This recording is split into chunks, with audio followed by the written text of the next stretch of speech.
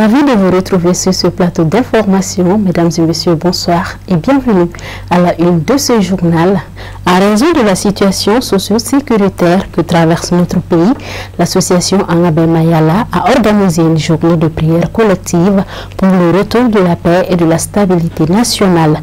La cérémonie qui s'est tenue au musée de la femme de Moussokunda, situé en commune 1 du district de Bamako, était placée sous la présence du président d'honneur de la dite association, Badra Ali Ousmane Aïdara, fils du guide spirituel des Ansar. Le reportage est signé Stade Sidibé et Baba Keita. Journée de recueillement au musée de la femme des Korofina, en commune 1 du district de Bamako, face à la situation socio-sécuritaire difficile que traverse notre pays. L'association Angabé Mayala a initié une journée de prière collective pour le retour de la paix et de la cohésion sociale au Mali. Placée sous les signes de la paix, de l'unité nationale et de la solidarité entre les fils et filles du pays. Des chasseurs traditionnels d'Ozo en passant par les leaders religieux ont tous convergé dans la même direction pour implorer la grâce divine sur le Mali. Nous avons initié cette prière collective à l'intention de notre pays. Vu le contexte actuel, nous vivons un moment vraiment crucial. Nous vivons un moment vraiment difficile. La crise qui traverse notre pays n'est pas méconnue de personne. Nous savons très bien que le Mali vit de l'insécurité il y a très longtemps de cela. Le cas d'aujourd'hui est un cas aussi particulier parce que la situation a vraiment changé. Ça a été un peu détérioré avec la crise des carburants également.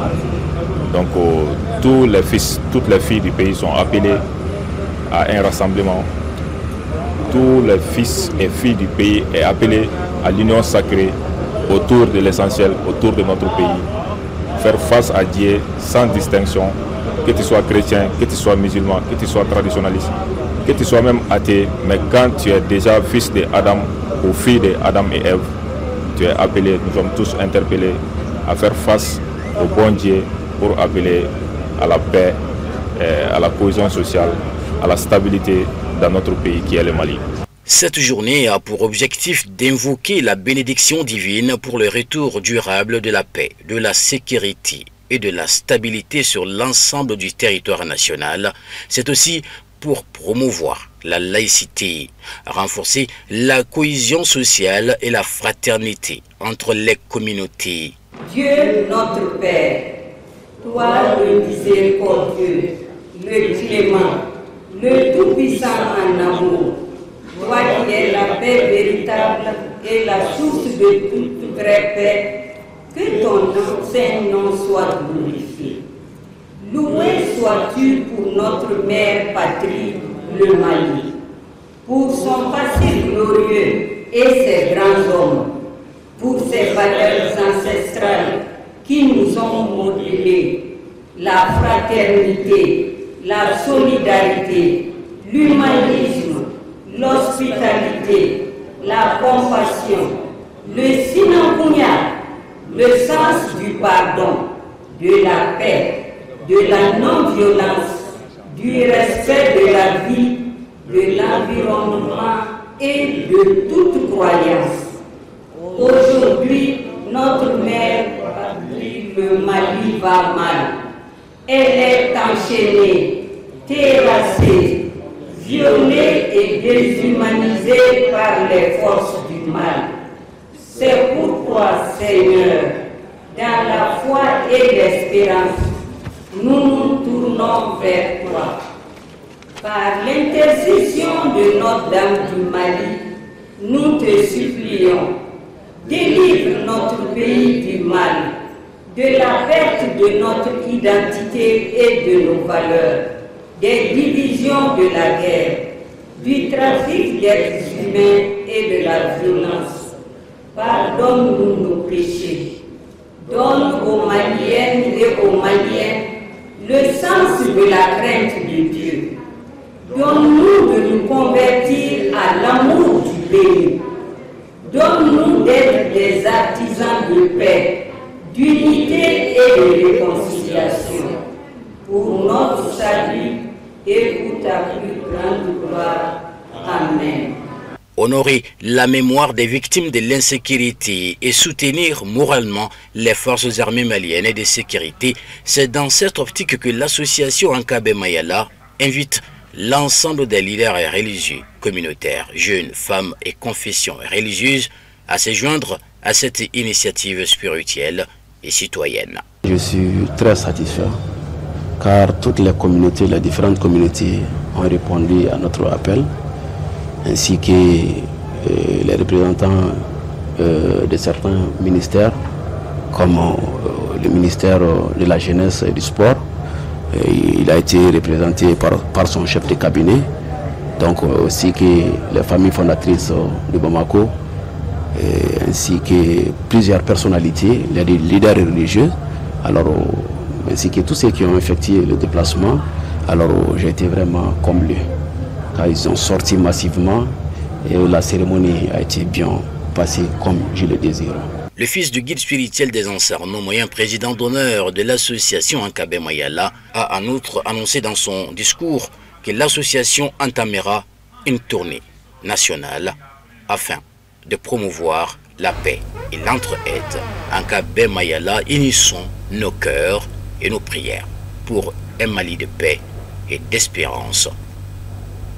Après la cérémonie d'ouverture, le fils du guide spirituel des Ansar, Badra Alou Ousmane Aïdra, a livré ses impressions avant d'expliquer l'objectif de cette initiative de prière collective en soutien aux efforts des autorités de la transition.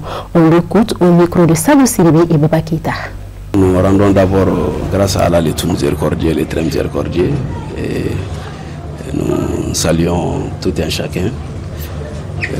Tous ceux qui ont effectué le déplacement de venir répondre à notre appel, l'appel de l'association Ankabe Mayala en organisant une journée de prière collective pour notre patrie qui est le Mali. Alors nous sommes très comblés de joie et nous sommes très contents. Voilà l'objectif de cette rencontre, rassembler les Maliens, les Maliennes, et les confessions ainsi que les cultes pour prier alors, pour tous les Mali et les Maliens. Voilà la cause de cette rencontre. La motivation n'est d'autre que je suis d'abord le citoyen malien, en tant que citoyen malien et en tant que aussi le président d'une association qui n'a d'autre qu'une association pour la paix, qui n'a d'autre objectif que de promouvoir le vivre ensemble et la paix, la cohésion sociale dans son pays et ailleurs. Donc là où nous en sommes, notre Mali est éprouvé, gravement éprouvé par les crises multifonctions, alors multiformes aussi, la crise économique, la crise énergétique, alors et tout autre. Donc j'ai jugé nécessaire de rassembler les communautés musulmanes, les communautés chrétiennes ainsi que les traditionnalistes pour qu'on puisse tous avoir une seule foi, c'est-à-dire une seule ambition, il n'y a d'autre de formuler une prière pour nous les Maliens et les Maliennes et pour notre patrie dans toute l'étendue du territoire national du Mali. L'actualité sur un tout autre plan, atelier de suivi et évaluation des résolutions issues de l'atelier sur le renforcement des capacités des imams et érudits dans la lutte contre la corruption et l'enrichissement illicite, tenu le 24 décembre 2022 à Bamako. Le volet régional s'est déroulé ce samedi 25 octobre 2025 au siège de la Limama 6 à Sotiba Assey en commune 1 du district de Bamako. Le compte rendu est signé Lala Kouyaté, Seydou Niari.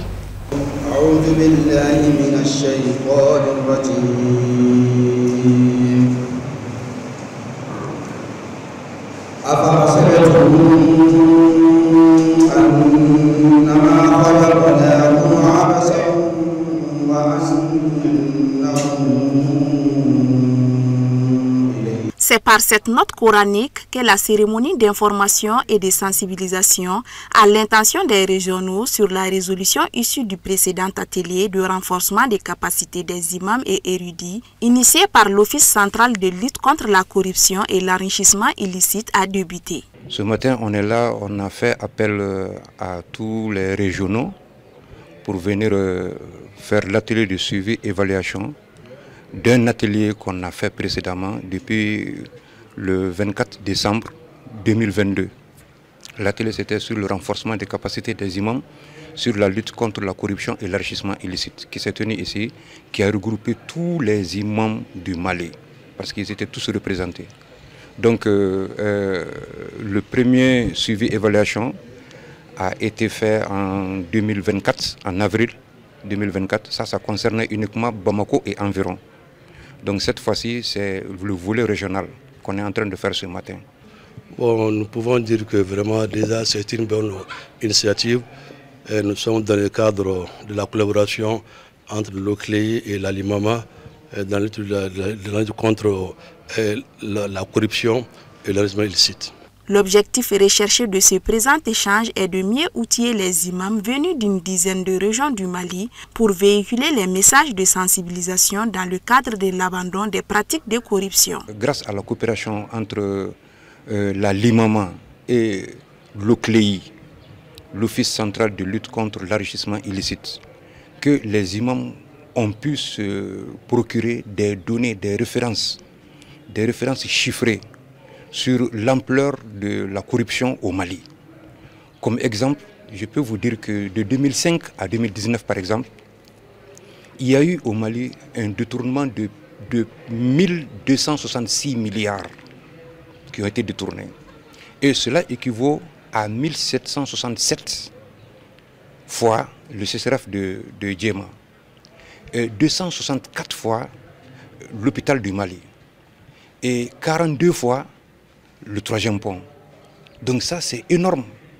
Donc pour que les imams aussi puissent participer à la lutte contre la corruption et l'enrichissement illicite, c'est pourquoi nous avons initié ces ateliers en collaboration avec l'OCLEI. Pour la circonstance, la Limama exhorte les imams présents à cet atelier à faire une restitution au sein de leur communauté. Vous savez, vu la situation du pays actuellement, sur 19 régions, nous avons pu toucher 10 régions.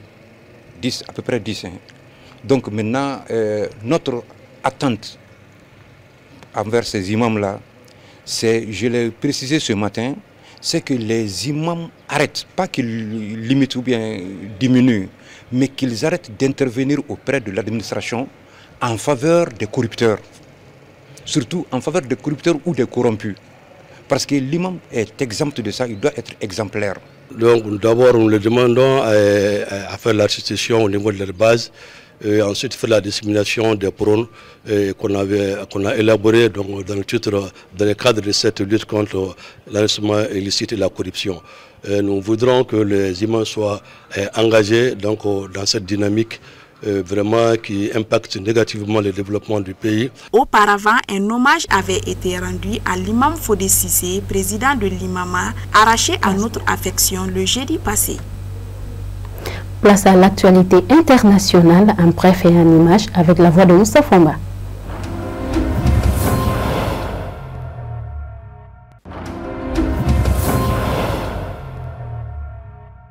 Le président renversé Ange Rajouel a été déchu de sa nationalité malgache. Le décret en ce sens signé par le nouveau Premier ministre a été publié dans le journal officiel. Privé de la nationalité malgache, Ange Rajouel ne pourra plus se présenter à une élection présidentielle. Cette décision repose sur le fait que l'ancien dirigeant a obtenu la nationalité française en 2014. Or, selon l'article 42 de l'ordonnance numéro 60-064 du 22 juillet 1960, tout malgache qui acquiert volontairement la nationalité d'un autre pays perd automatiquement sa citoyenneté d'origine. La polémique sur la double nationalité d'Ange Rajouel avait éclaté lors de la campagne présidentielle de 2023, alors qu'il avait reconnu avoir obtenu la nationalité française afin de faciliter le cursus universitaire de ses enfants. L'ancien chef d'État a fui Madagascar à la mi-octobre, sur fond de plusieurs semaines de protestations populaires soutenues par les militaires. Le colonel Michael a été investi président le 14 octobre.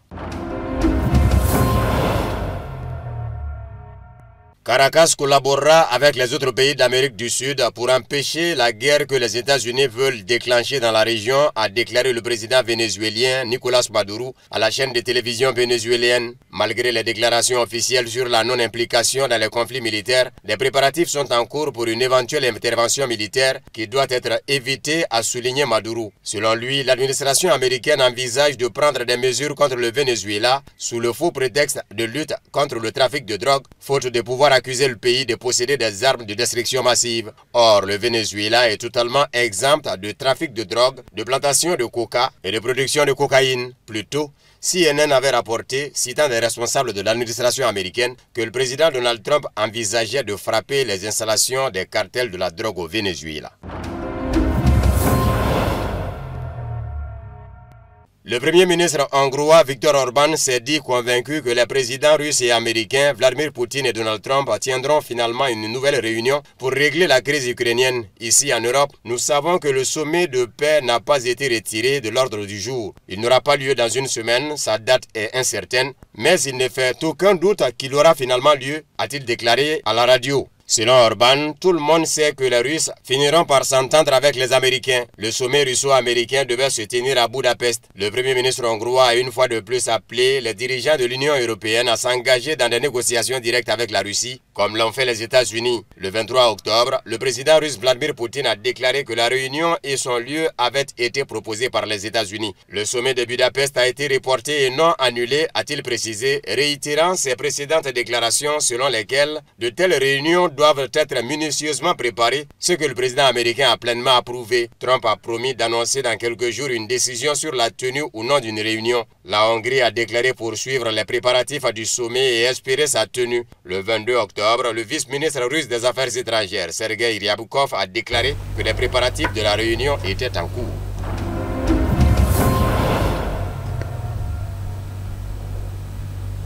Page noire, certes, nous appartenons à Allah et c'est à lui que nous retournerons. Dieu a rappelé à lui son humble serviteur, l'imam Fodé Cissé, nommé président de la Ligue malienne des imams et érudites pour la solidarité islamique, l'imama. Ses obsèques ont eu lieu ce vendredi 24 octobre sur le terrain de foot de Korofina. Plusieurs centaines de fidèles musulmans ont fait le déplacement pour accompagner l'illustre disparu à sa dernière demeure. Le reportage est signé El Hamidou Badini, Bouya Koulibaly, Abdoulaye Diarra. Kullu nafsin za'ikatul maut, chaque âme goûtera à la mort. La communauté musulmane du Mali vient d'être éprouvée par la perte d'un leader religieux de premier plan. Le président de la Ligue malienne des imams et érudits pour la solidarité islamique, El Hadj Fodé Cissé, puisque c'est de lui qu'il s'agit, s'en est allé ce mercredi 22 octobre 2025. La levée du corps a mobilisé un parterre de leaders religieux, toutes aux tendances confondues de l'islam, une multitude de fidèles musulmans et plusieurs autorités du pays. Après la prière mortuaire, l'illustre disparu est accompagné à sa dernière demeure pour l'inhumation au cimetière de Sotuba. Il s'est distingué par sa sociabilité et son leadership exemplaire. Je crois que ça résume tout. Et donc c'est avec beaucoup de regret qu'on l'accompagne à sa dernière demeure. Et nous prions Dieu le Tout-Puissant, le Miséricordieux, le Tout Miséricordieux, qu'il lui réserve une place spéciale dans son paradis éternel. Et cette bénédiction est valable pour tous les musulmans. De son vivant, le président de la Limama aura joué un rôle considérable dans la cohésion sociale, la tolérance interreligieuse, le vivre ensemble, la concorde et l'unité de la Oumma islamique en vertu du verset coranique « Wahtasimu bihablillahi jami'a wa la tafarraku » et cramponnez-vous tous à la corde d'Allah et ne soyez pas désunis. L'imam Fodé Cissé était aussi un modèle de grande valeur morale. Ses connaissances retiennent de lui de grandes qualités, homme de paix, de bonté, d'humilité et de générosité. Il laisse derrière lui un grand vide au sein de la communauté musulmane du Mali. L'imam Fodé Cissé est un grand homme, une personnalité religieuse vraiment exemplaire. Sa modestie est connue par tous. C'était notre leader vraiment qui a marqué son temps et qui a marqué tout le monde par sa modestie, vraiment sa bonne conduite, la destinée des imams, de ligue des imams. Voilà.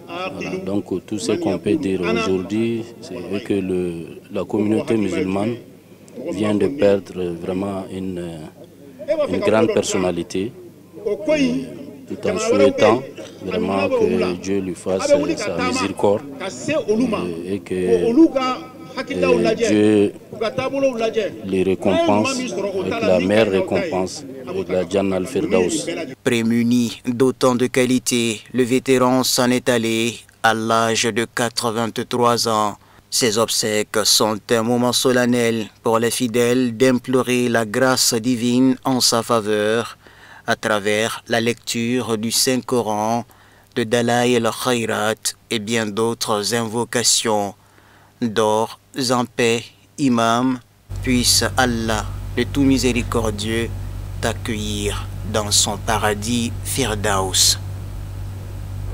Ainsi va la vie, repose en paix, imam Fodé Cissé. Et c'est ce qui met fin à cette édition d'information. Merci à vous de l'avoir suivi. Très bonne suite de programme sur Chérifla TV.